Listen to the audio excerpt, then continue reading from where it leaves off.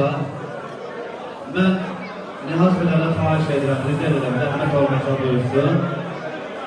Hoş geldiniz. Buyurun.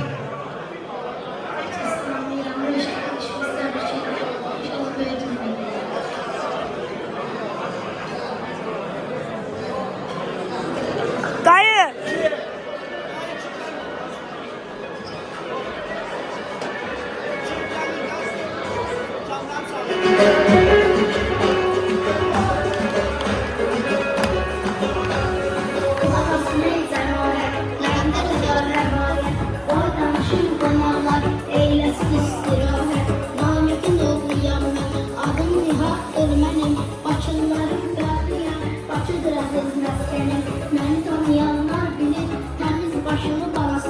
Başka yere değinirəm, mən elə Bakıda qalasıyam.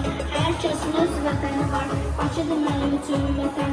Burada göz atmışam mən, boya başa çatmışam mən. Şəhər qədim şəhərdir, canım da qurbanıma.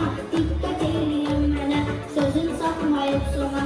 Say sana vardan sizə, qəmkəti var, qəndi var. Qızım doğma Bakımıza, 32 dəy kəndi var. Boy Bakı kəndlərindən, söhbət açın bir dənə. Çünki başı kəndləri dəyər verirlər mənə. Uzatmıram söhbəti, ürəyini alqışlayaq. Heç narahat olmayan, yavaş yavaş başlayaq.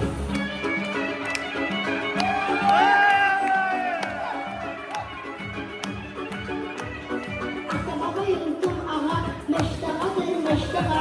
Sonra gəlir hansı zona, bu zonadır bu zona. Dar olsun qala kəndi, böyük kiçik biləndi. Qopu dərsiz kəndimiz, afsanı var tərtəmiz. Gözəlləşib bağını, göd onu yaxından tanı. Sığ dərsiz diyardır, gəlir söhbətin adı. Dinəm də yad eləyirəm, xoş arzular diləyirəm. Can səni qurban zirə, təb gətirir şairə. Şualarını xatırladım, davamını hazırladım. Qızışdır o meydanı, unutmaram Türkanı. Şurdaxanı əzəldir, gözəldən də gözəldir. Zabratımız yadında, ləzzətini də dadında. Keşlə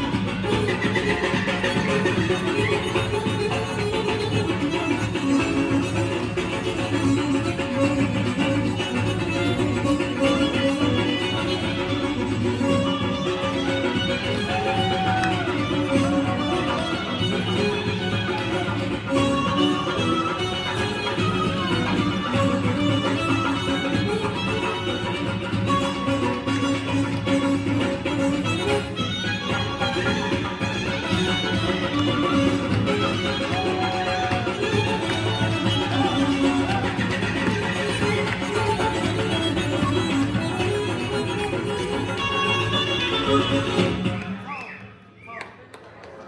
sağ ol, Canan.